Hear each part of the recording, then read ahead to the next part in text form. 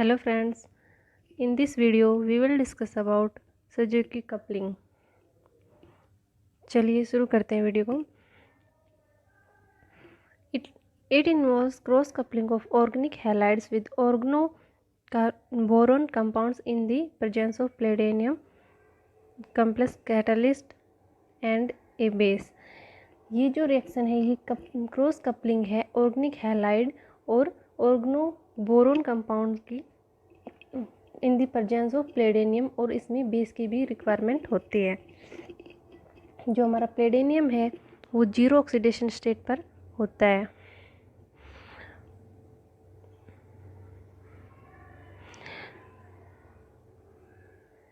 ये इसकी journal reaction है. R1 हमारा ऑर्गनोबोरोन कंपाउंड है एंड R2X हमारा ऑर्गेनिक हैलाइड कंपाउंड है.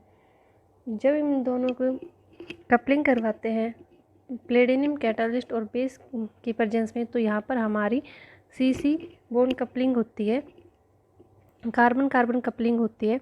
इसी को हम क्या कहते हैं, सुजुकी कपलिंग कहते हैं. इसके कुछ एग्जांपल्स हैं. ये हमारा ऑर्गेनो हैलाइड कंपाउंड है और ये हमारा बोरोन कंपाउंड है. जब इसकी प्लेडेनियम एंड बेस की प्रेजेंस में रिएक्शन करवाते हैं तो हमें कार्बन कार्बन कपलिंग कंपाउंड मिलता है.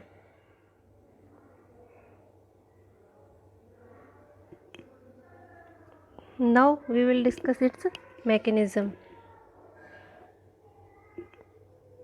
और catalytic cycle of Suzuki coupling.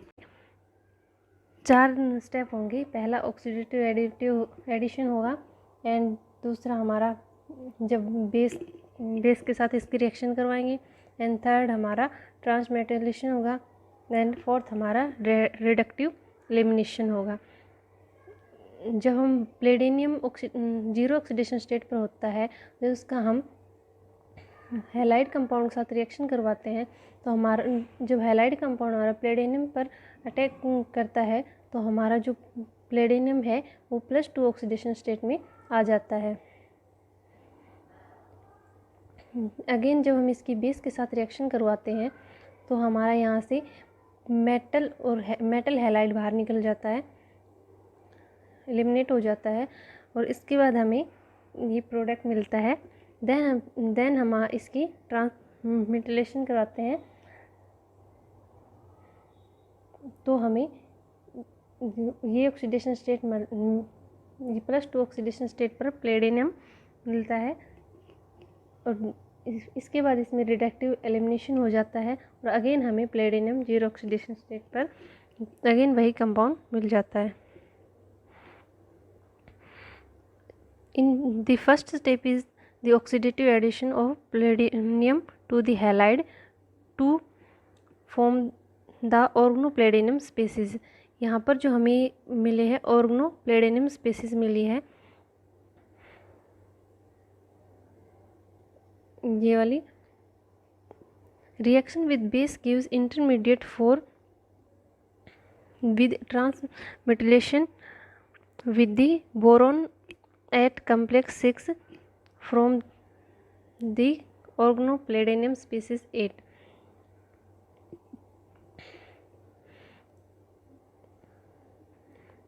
इसके बाद जो हमें अगेन क्या मिल जाती है, organopalladium species मिल जाती है. Reductive elimination of desired product 9 restore the original palladium catalyst 1 which complete the organic cycle. Again हमें यहाँ पर क्या मिल जाता है, प्लेडेनियम मिल जाता है और हमारा साइकिल कंप्लीट हो जाता है.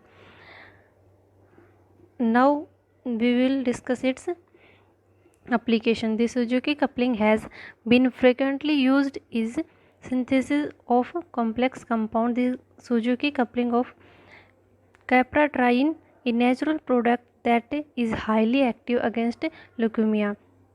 जो हमारा सुजुकी कपलिंग है वो हमारे कंपाउंड के सिंथेसिस में भी यूज़ की जाती है. जो हमारा कैप्राट्राइन है ये एक नेचुरल प्रोडक्ट है और इसके लिए हमें ये हमारा ल्यूकेमिया के अगेंस्ट यूज़ किया जाता है, इसकी हाईली रिक्वायरमेंट होती है। फर्स्ट हम इसमें जो कंपाउंड लेते हैं सिट्रोनिल लेते हैं। सिट्रोनिल के हम 3 रिएक्शन करवाते हैं, देन हमें ये प्रोडक्ट मिलता है ऑर्गनो बोरॉन कंपाउंड। एंड इसके बाद हम इसकी जब ऑर्गनो हैलाइड कंपाउंड के साथ रिएक्ट करवाते हैं प्लेटिनम और बेस के प्रेजेंस में, तो हमें कैप्रा ट्राइन मिलता है।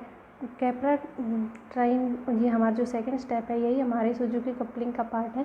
लेकिन जो फर्स्ट स्टेप है यहाँ पर, ये जो हमारा सिट्रोनिल है, ये हमें ईजिली मिल जाता है, इसलिए हमें इस सबसे पहले जो रिक्वायर्ड कंपाउंड लेंगे हम यही लेंगे।